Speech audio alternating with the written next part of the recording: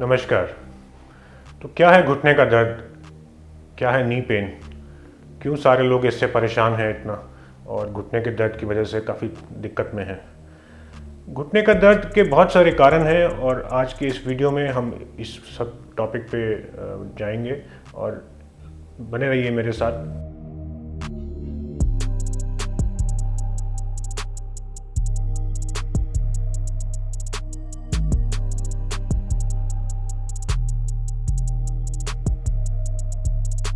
मैं हूं डॉक्टर बीरेन नाटकर्णी।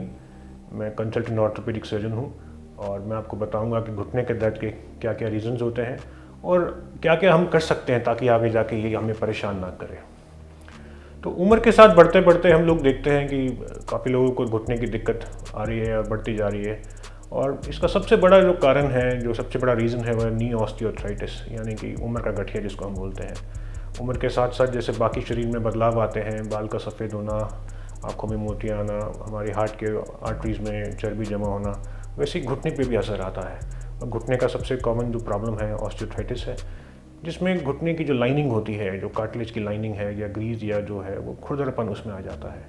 और ये अलग अलग स्टेजेस से चलती है। शुरू की स्टेज में इसका खुरदरापन हल्का होता है, मोस्ट लोगों को पता नहीं चलता है और अपना काम उनका चलता रहता है। पर जब तकलीफ इतनी बढ़ जाती है कि वो दर्द बढ़ने लग जाए या अकड़ाहट बढ़ने लग जाए या रोज़ के जो ज़िंदगी के काम हैं जो रुक जाते हैं या करने हो जाते हैं, तब दिक्कत इतनी हो जाती है कि लोग डॉक्टर के पास आते हैं। और हम लोग इनिशियल स्टेजेस को कई बार मिस कर जाते हैं और हम लोग पेशेंट्स को थोड़ा आगे के स्टेज में पकड़ते हैं। और इसका मेन जो ट्रीटमेंट है, एक्सरे से पहले पता चलता है उसकी स्टेजिंग का और उसके अलावा उसका ट्रीटमेंट स्टार्ट होता है।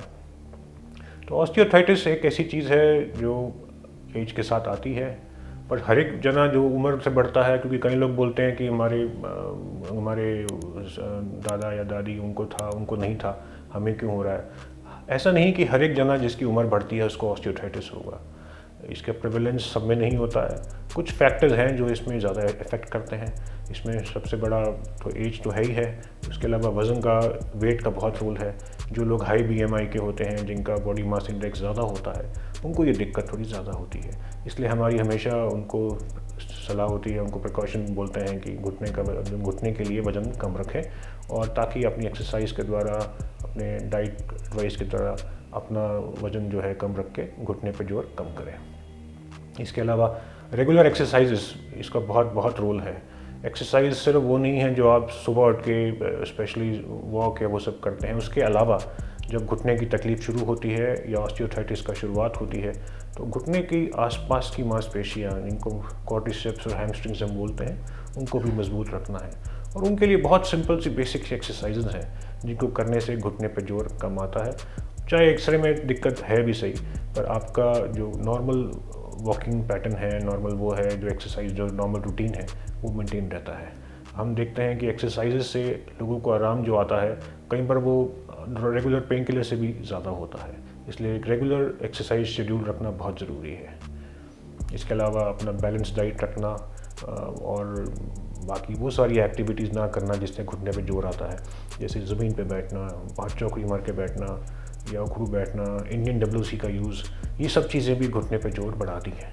तो इनका भी हम लोग एज अ प्रिकॉशन कहते हैं अपने पेशेंट्स को कि ये सब चीज़ें भी कम रखें। कम उम्र के लोगों में भी घुटने का दर्द बढ़ता जा रहा है और इसमें सबसे बड़ा कारण जो हम देखते हैं वो है कॉन्ड्रोमलेशिया। कॉन्ड्रोमलेशिया यानी कि जो नी कैप होती है, आगे की जो हड्डी होती है, जिसको हम लोग पैटेला बोलते हैं, इसकी जो अंदर की लाइनिंग होती है उसके अंदर थोड़ी सूजन हो जाती है।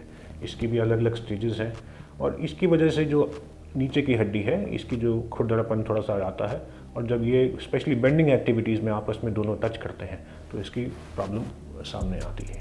तो ये एक चीज़ है जो एक्सरसाइज से, बॉडी मास इंडेक्स यानी कि वेट मैनेजमेंट से, ये भी इस पर भी असर पड़ता है। कुछ लोगों की तो नी कैप काफ़ी डिविएटेड होती है या मेल ट्रैक करती है, वो एक्सरे या MRI से हमें पता चलता है और उसमें बहुत कम लोग हैं जिनमें कुछ ऑपरेशन की ज़रूरत भी पड़ती है।